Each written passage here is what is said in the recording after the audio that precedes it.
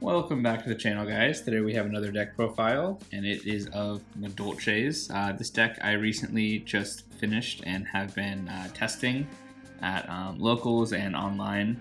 I think it's actually like decent. It's kind of been known for being a rogue deck for a very long time. It's kind of an old deck, and the archetype gets cards every once in a while.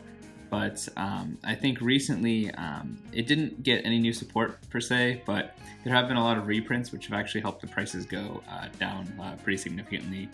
So I think even though the deck is somewhat unchanged over the past year or so, I think now is like a really good time to get into it because you can get the cards for a bit cheaper. There's some staples in here that are kind of expensive, but as for the Madolche cards, there's only like one card that's kind of expensive, and so I assume that there'll be a reprint of that in the near future. So yeah, let's get into the actual profile. So first for our monsters, we were playing 3 Madolche Accessor. So this card is pretty much a starter card. It's probably one of the best cards in the deck. So you kind of want to draw this card just about every game. It's the first line of text is that if it's destroyed by opponent's card effect and sent to the graveyard, you can actually shuffle it back into the deck. So all the Madolches have that effect.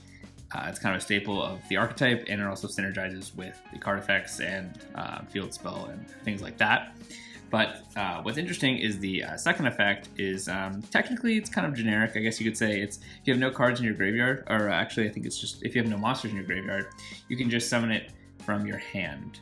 So it's a hard one per turn. But then the second effect is if it is special summoned, you can summon a Madolche from your deck and reduce its level by 1, and then it locks you into Madolches for the rest of the turn. So pretty much this card, I actually saw some play in like Emancipator just because it was like an Earth, so there's some synergy with like Block Dragon, but overall it's like a really good starter. It basically kickstarts your plays, so you want to see this card literally like every game. So definitely played at 3. The next card we play 1 copy of Madolche Pudding Sass. So this is probably like one of the more bricky cards in the deck. You don't really want to see it. The only reason you really want to play 1 is that you can summon it off of Accessor, because it will reduce its level by 1. So you'll be able to go into kind of a rank 4 play. And there's a lot of Madolche rank 4 monsters, and specifically there's one that actually benefits off of having Pudding Sass as material for the Xyz monsters. So Pudding Sass effects are okay. It gains 800 attack and defense if you have no monsters in the graveyard. Again, kind of the trope of the Madolche archetype. And then if it's destroyed, it shovels in the deck. But there's kind of something a little bit interesting. Its last effect is after damage calculation, if it battles an opponent's monster, you can target a card your opponent controls and destroy the target. So it's kind of like a dark horse in terms of people don't really think about that effect or actually kind of pay attention to it. So there's a chance you can catch someone off guard with that, but most of the time you're just going to be summoning it off of Accessor and kind of doing your rank 4 plays like that. So next we have 3 copies of Madolche Magelene. So this card is another a starter card. It's kind of just a Rhoda, or Stratos, I guess. Kind of a Rhoda, I guess, for the deck. It just searches any card in the archetype when it's normal or flip summoned, interestingly enough. So it's not, it doesn't trigger off of special summon. So you're probably not going to be summoning this from deck with your cards, but you kind of just need it just for your just to get your plays going. It's not as much of a 1-card starter as it could be.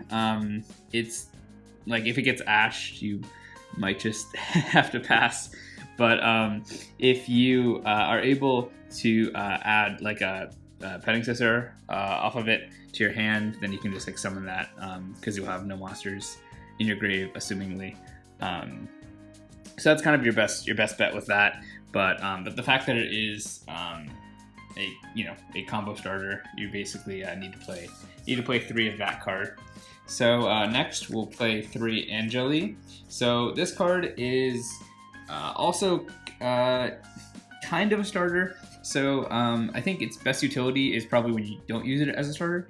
So you can tribute this card and special summon a Madolche from your deck.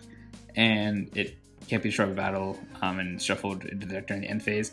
But the best synergy off of this card is when you summon it from deck, basically, because then it gets its effect to distribute it, because there's no restrictions on that. And you can actually summon out another card, which is Madolche Hootcake, which the synergy is that while this is on your field, you can shuffle, or you can banish a card from your graveyard. So if you tribute Madolche Angeli and it's in your graveyard, you can actually banish it with Hootcake to kind of get that synergy effect. So you can kind of get 2 uses out of Angeli using Hootcake, and then obviously the fact Hootcake banishes from your graveyard allows you to kind of keep that empty graveyard, as Madolches tend to like. So the final 2 cards for the Madolche monsters are Madolche Messengelado. So this card is best summoned off of Hootcake, like I said, by probably going the route of doing the Angeli and then banishing Angeli, Hootcake, going to Messengelado. Because what this card does is that if you control a beast monster, which is this one, it has to be a Madolche beast monster, by the way, you can add a Madolche spell or trap from your deck to your hand when it's summoned. So if you summon it off of Madolche Hootcake, then you basically just are guaranteed to get that add. And so the reason we're playing a lot of these cards at 2, cards like Messengelado and cards like Hootcake, are because we want to summon them from deck, and a lot of the cards allow us to only summon them from deck. So if we're summoning them from hand, or if we have them in hand, we actually can't summon them. So you kind of have to play 2 just to pretty much avoid that circumstance, because that would be pretty bad, and you kind of have to stop your plays. So in terms of hand traps, we're going to play 3 Ash. This is probably the best hand trap for a while. I think we're starting to get to the point where Ash isn't like the end-all be-all of hand traps. It's so generic, which I think is what makes it really good.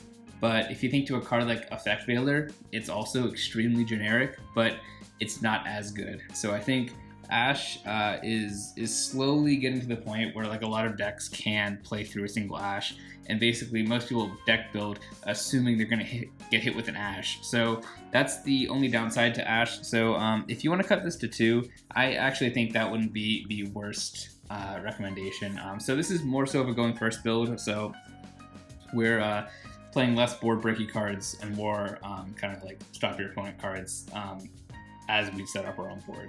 So yeah, I mean, Ash is still a really good card though. And next we're playing something that's a bit new back into the meta, Phantasm. A lot of people played this like in 2019 when it first came out. It was like the most insane card ever. It had to do partially with like Master Rule 4 of people needing to link summon, but honestly, like even without people quote unquote needing to link summon, I mean almost every deck link summons. So I was kind of surprised when this card fell out of favor for such a long time. So it's really good. So for all of you who don't know what this card does, basically if your opponent link summons, you can chain this and summon it from your hand, and you can draw cards up to the number of link monsters your opponent controls. So if it's like 1 or 2, you get to draw +1, sorry. So if they have like 1 link monster, you get to draw 2 cards, and then you shuffle back 1 card. So it does net you a card into your hand, and basically it helps you fix your hand, because you know, the card you draw, you can shuffle back either those cards you drew or shuffle back other cards from your hand. So it's really, really good. Then also, its second effect is targeting protection. If any of your monsters are targeted by your opponent's effects, you can discard a card, and I think it negates and destroys. Yep, it negates and destroys. So that's really, really good. I think Phantasm is probably going to see a lot more play going forward, just because link monsters probably are not going anywhere anytime soon. They're while they might not be the most like powerful monsters, I mean, there's monsters like Synchro monsters and NXT's monsters that are for sure really, really powerful. I mean, even Dragoon being just a fusion monster, but almost every deck needs to go into a link monster.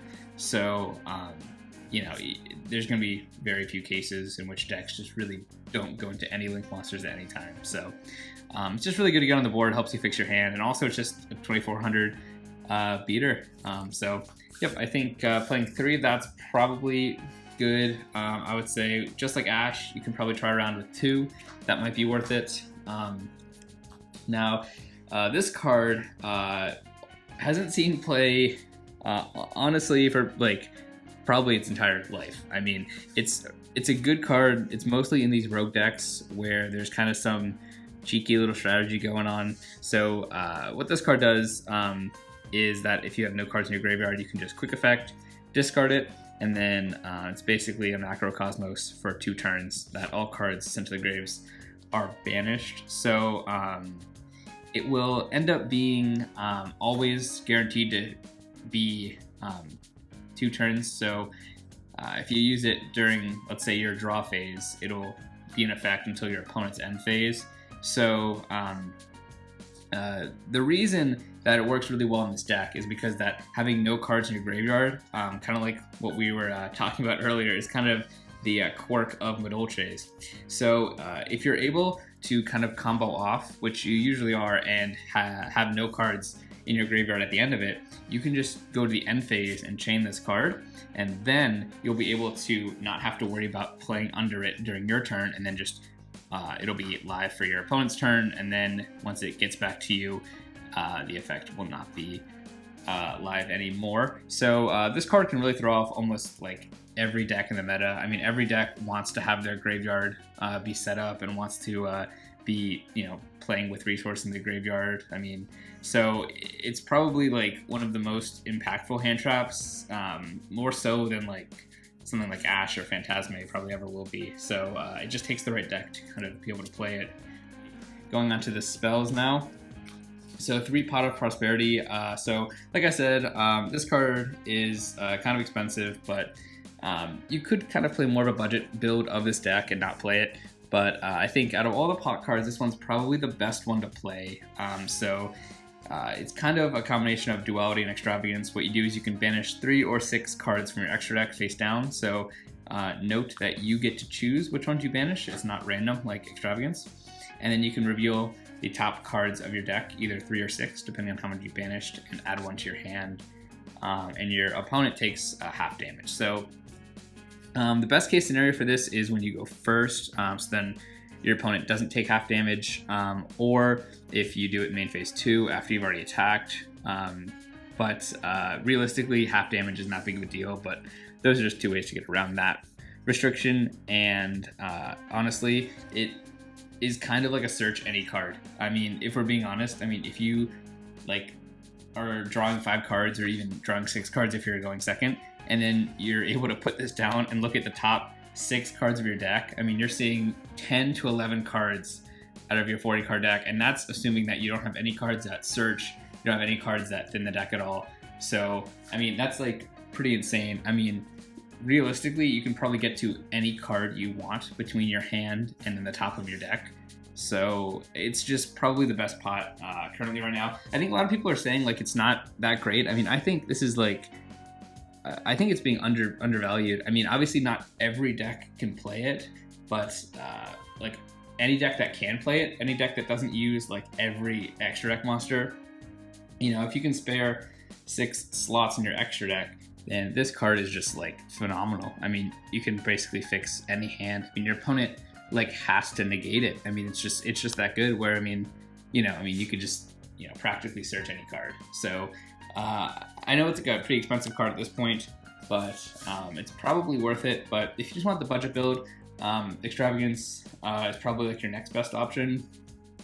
But I think Desires is probably a little too risky, just because we're playing a lot of these 1-of, 2-ofs that we don't really want to banish. So I would probably recommend Extravagance, even though that's kind of still a pricey card. So we're playing 1 Chateau and 1 Ticket. So this is the field spell, and this is a continuous spell.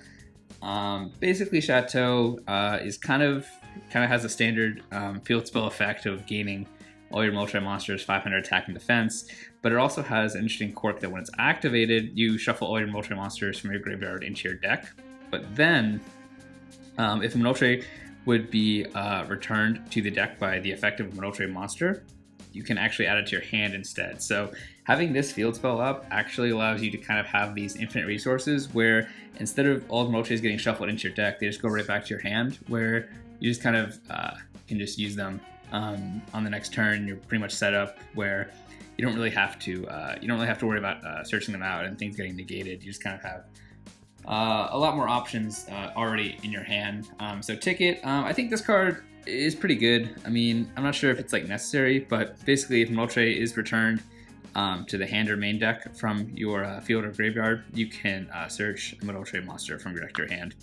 And if you control Madolche fairy type monster, you can special summon the monster from your deck in face up attack. So it's like, it is good. It's kind of extender, but I think it's one of those things where it's like, if you already are doing pretty well, like if you're already setting up a board, it just helps you extend even further, but it doesn't always get you out of a pinch. So that's why I'm not like completely sold on the card. I mean, it's good, but I'm not sure if it's like, I mean, the best card you want to be searching off of your Messenger Lotto. But a card that you probably do want to be searching off Messenger Lotto is one of the newer cards. I mean, it came out, I think, last year. It's Mochi Salon.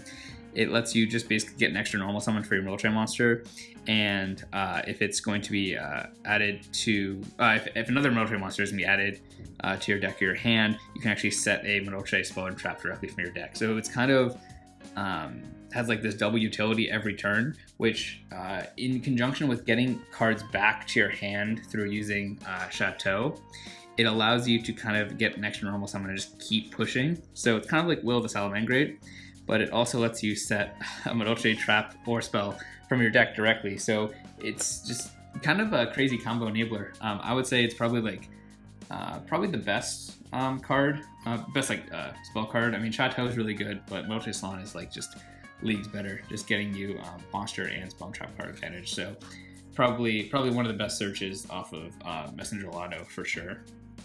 So now just into the generic spell and trap cards.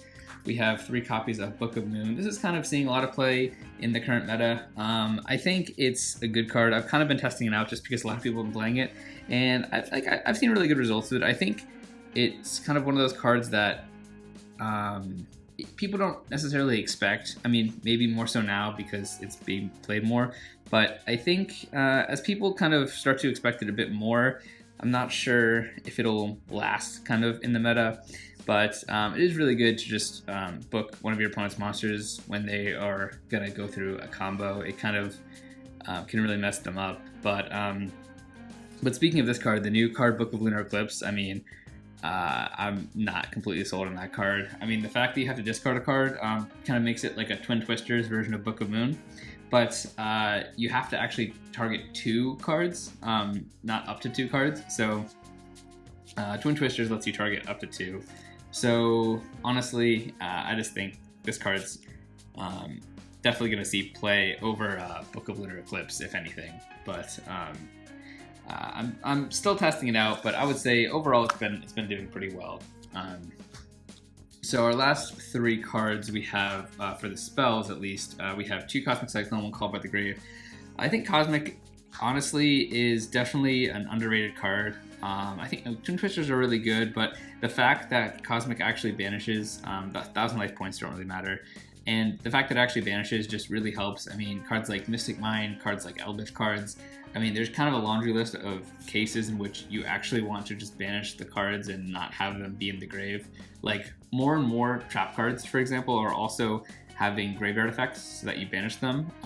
And I think going forward, we're probably just going to see more and more of that. So I think Cosmic Cyclone is probably just going to keep getting better and better in the future, is pretty much my thoughts. And then Called by the Grave, I mean, I wish this was at 3. I think it would really help out a lot of these more rogue decks that have potential, but just like they do get hurt pretty bad by hand traps. So I think, you know, just playing the one's really good. But once we get a card like Crossout Designator, or unless there's like a name change or something, that's probably going to be mandatory 3 of in any of these like rogue decks. Just like how a lot of the pot cards helped out consistency wise, I think like that card like Crossout Designator is really going to help out in terms of just like playability wise, where even if you have the cards, you know, using your pot, I mean, you actually need to be able to resolve them, right? So that's what this is going to help you do. So I definitely need to play it. It's probably good in almost every deck, honestly. And then so we have these 2 traps, and then this one separate copy of a trap. So this is Madolche Promenade. So this card also is like kind of recent. it allows you to do this honestly like relatively strong effect. You can target a face-up card your opponent controls and Madolche in your graveyard, and you can negate the card your opponent controls and add the Madolche back to your hand, I think. Yep. Yeah, it doesn't even shuffle into deck. So it's like a really, really strong card in terms of you're able to negate like almost anything. So like a monster, a spell or trap or something, whatever you pretty much need to do, and then you just get a resource back. And it honestly is kind of a win-win, because you really don't want Madolches in your graveyard and you do want them in your hand. So it's really, really good in terms of that. I think 2 is probably the right number, because you don't really want to like draw a ton of them, because you could set them off of Salon. So that's probably like the best case. But then you can also banish it from your card to target a Madolche Xyz monster and attach a Madolche from your hand, deck, or grave to it as material. So that's another way of getting, so there's a specific Xyz monster that benefits from having Pudding Cess as material. So that's like a really good way of getting Pudding Cess on there.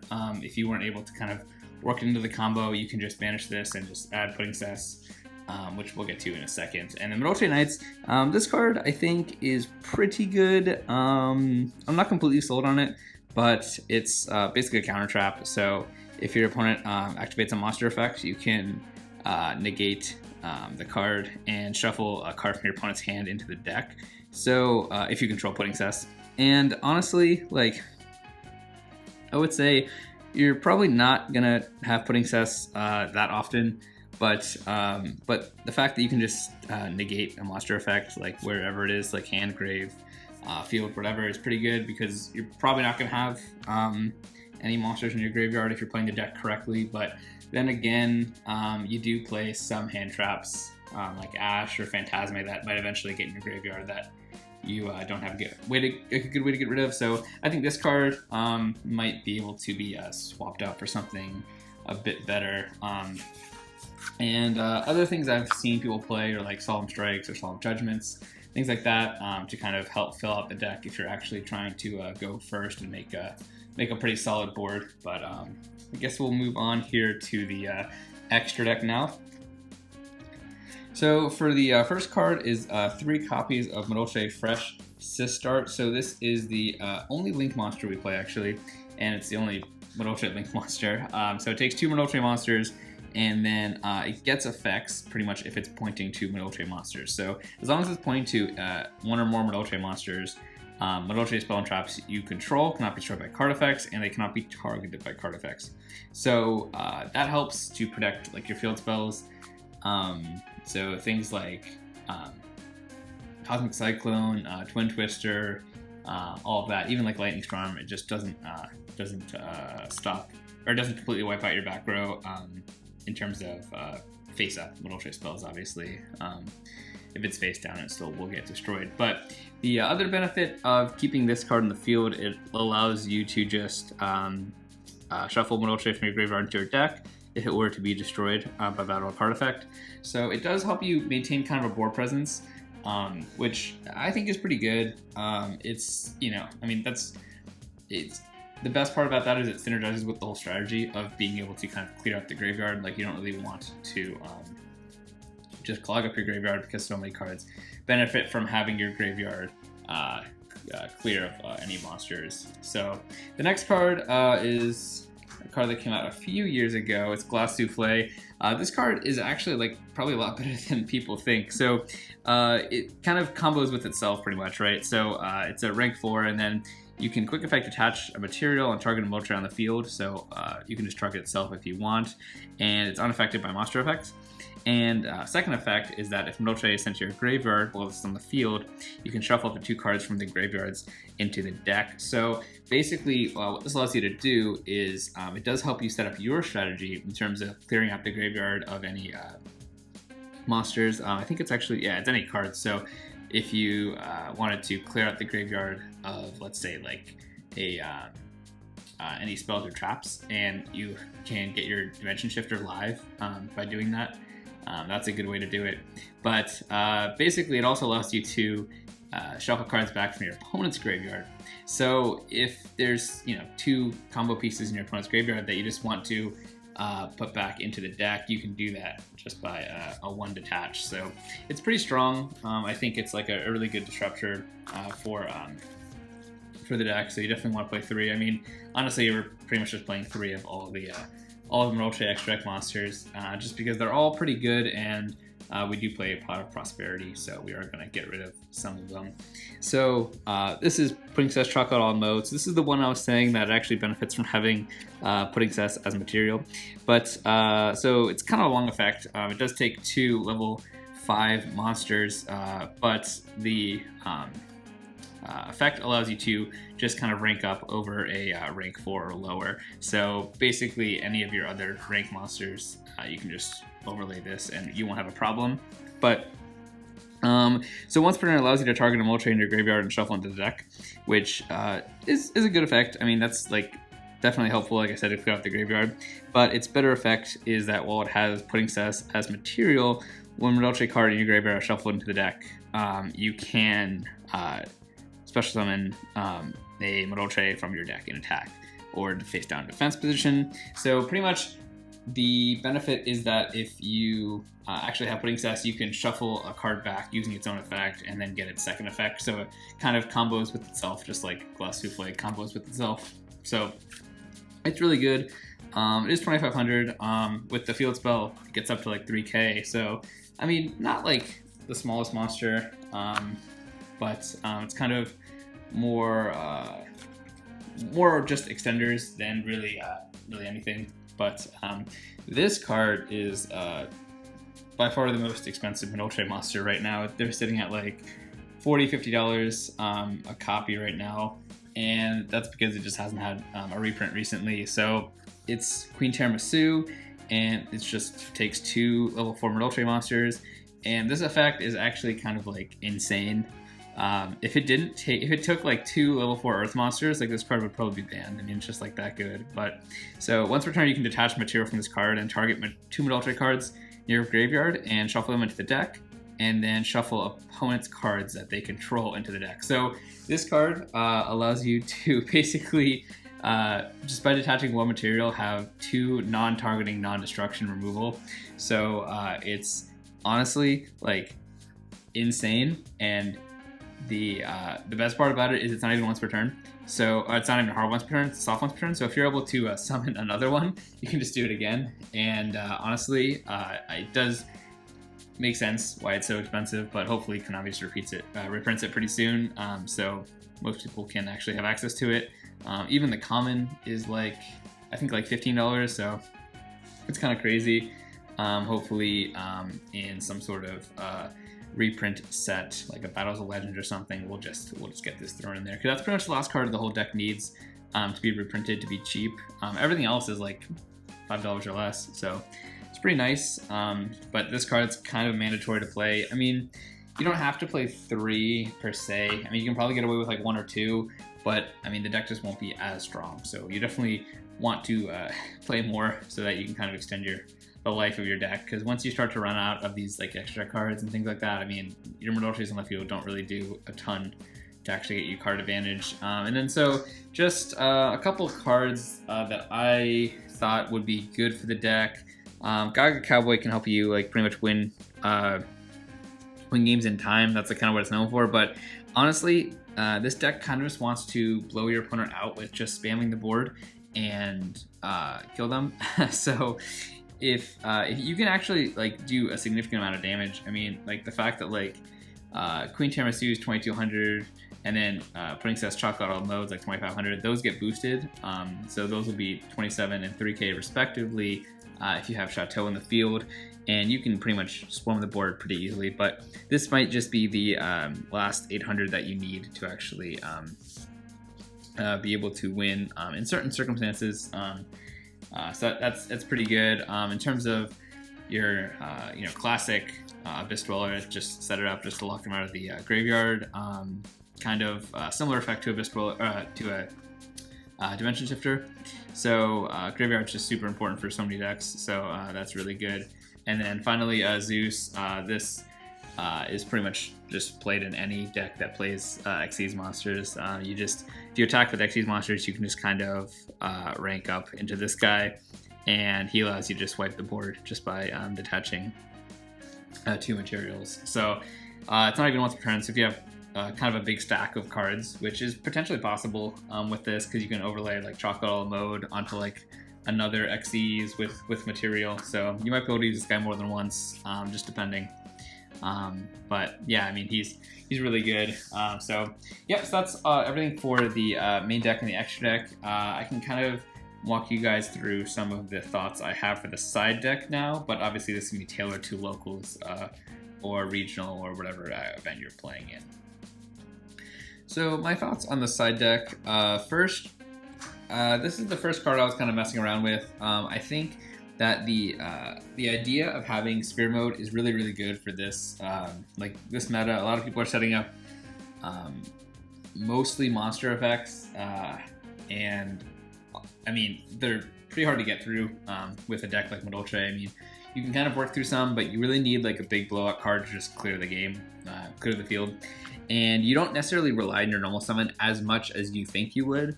Having so many copies of cards like Salon, which allow you to have an extra normal summon of Madolche monster, and cards like Accessor that just summon themselves out from the hand, basically allow you to pretty effectively play just by burning your normal summon on a Sphere Mode. And honestly, this might be the deciding factor if you win or lose the game. I mean, just being able to take up 3 monsters on your opponent's side of the field is like really, really good. But another option is Niburu. So this card, I think, is just going to keep getting better and better over time. It's like kind of insane. I mean, so, you know, after 5 summons, you know, you just drop the rock, and it can honestly mess up a lot of people's boards. I think like there are some boards that can like play through it, quote unquote, but I think people kind of oversell the fact that like you can play through Niburu. It's like, yeah, I mean, like that's true. Like some board states and specific decks like truly can play through Niburu, but like I think people say it like, you know, like they take it to be like, oh, like if I'm ending on something that's more than just a Niburu token, I've played through Niburu, and it's like, it's really not true. I mean, like if you Niburu someone, like that could stop them from getting to like, let's say like 2 monster negations or something, or maybe the monster negation that searches like a spell or trap negation or something. So it's like Niburu, I think, puts in a lot more work than people give it like credit for, because just being able to disrupt your opponent and having them, you know, like if you play this like, you know, obviously we're siding this, so it's like if we sided in game 2, then like for game 3, they might play even more awkwardly if they know that, you know, we have Niburu. So it's things like that that kind of, I think, really play to your advantage with a card like Niburu. So it's just like, I think, a good meta for it, and also it's just like an extremely powerful card that honestly I would say is like, even as much as people talk about it, I would say it's almost like kind of underrated. So, but now for a real underrated card. I think I would play this card, I'll be honest, in almost every side deck. I just think it's that good. So if you guys don't know what this one does, it just, you just pay 2,000 and reveal your hand to basically look at opponent's hand and rip a card, which it banishes it until the end phase. So like, honestly, I just think that like if you're ever going first in like almost any strategy, I just don't know why you wouldn't want to have this card, because what it like really does is it makes your board so much more powerful, because having hand knowledge is like one of the most important things like in the entire game, right? So let's just say you have like 2 negations and a pointer, and you look at your opponent's hand. Let's say they have like 3 like really strong cards. Well, you rip one and then you negate the other 2, and then like you don't have to worry. Like you can time your negations, and like if they try to like bait you with cards, like you know what you're waiting for. So the hand knowledge is like the most crucial thing, and the 2,000 life points doesn't really matter, and the looking at or revealing your own hand doesn't really matter either, because I mean, let's be honest, in this day and age, after you've gone through your whole turn, your opponent should probably know your entire hand with all the searching and cards that you use. I mean, you'll probably burn through most of your hand anyway, realistically. So it's not that big of a deal. The cost and I think the benefit is just like insane. So I would recommend that probably for any any side deck, and even if you're having a going first strategy, maybe you put that in your main deck. I don't know. That might be a bit too far, but I think it's that good. So we have some board breaking cards, Twin Twisters. Like I said, it's pretty good. The fact that it destroys makes it like kind of not so good, instead of banishes. That's specifically what I'm saying. And also losing the one card, I mean, it's not great. So like we play the better version, obviously, of Harpy's Feather Duster, which this is like really, really good. I mean, drawing this is kind of like probably like unfair, honestly. But we'll play the last Cosmic Cyclone as well to match with the 2 in the main deck, because this card I think is better than Twin Twister. I mean, you can play Lightning Storm. I just actually don't have any on hand right now. But these are just some board breaking cards that are probably good to play right now. And then 2 Imperm. I'm kind of unsure about how to like finish out this deck. I mean, Imperm is a good card.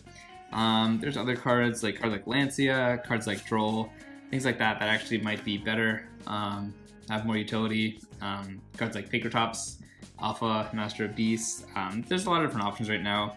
So Imperm's just like so generic that I just kind of settled on that one just to round out the 15 cards, just because I was a bit indecisive and I think I need more playtesting. But I think we're getting to the point where Imperm, I mean, it's really, really good. Like, don't get me wrong, but I think we're getting to the point where like Imperm and Ash are starting to be like not enough. I mean, like we're getting to the point where like you need cards like Niburu, you need cards like AA Zeus, you need like cards that are just going to blow out the field and not just do like these single spot removal, spot negations, things like that to really win a game. I mean, these like you're not going to win a game off of Imperm, but it's going to help you. So I think that's kind of the decision that I'm trying to decide on how to actually finish out this side deck. I mean, some of the ratios are kind of weird. I don't even know if Twin Twisters is the best option right now. I mean, it is good, but a card like Lightning Storm could be better. But the thing, the issue I have with Lightning Storm is that like cards like field spells or continuous spells, I guess, could also count, but they don't let you play Lightning Storm, right? So in decks like Salamangreat, decks like Orcus, decks like Madolche, that you want to have either a face-up continuous spell or a face-up field spell pretty much all the time, it really starts to lock you out of Lightning Storm in like the late game. And by late game, I mean like turn 3, when you're just trying to build your board and kind of take advantage. Because I mean, if you have a face-up field spell, realistically, that Lightning Storm in your hand is just gonna be dead forever. So I think there's better cards that aren't as dead forever that you can play. So I would say Lightning Storm right now is probably a bit overrated for certain decks. I think it's like situational, where if you're trying to break the board in OTK, yeah, that's really good, but I just don't think like just throwing it in every deck blindly is the best way to go. Also, cards like Evenly Matched, Skullmeister, they've been popping up in some deck lists, some side decks recently, but yeah, I mean, so that's it for the deck. Let me know what you guys think. If there's anything that you would like to comment on about the deck, any changes, any things that I missed, or any card suggestions that you guys have, that would be great. I'm still testing with it, so this isn't like the final build, but I think we're getting close to like a really good working Madolche build. So yep, subscribe for more, and if you guys like the video, I do appreciate if you do hit the like button. It does help grow the channel. I'm hoping to get to 1,000 subscribers in the next couple months, so I can keep pumping out some really good content, really good deck profiles. And I'm starting to do some matches on Dueling Book that I'm going to commentate, and we can kind of talk through that and learn some of the thought process that goes into actual in-game strategy, not just the actual deck building, because they're both important, but they're kind of different for sure. So, yeah, thanks for watching, and I'll see you guys in the next one.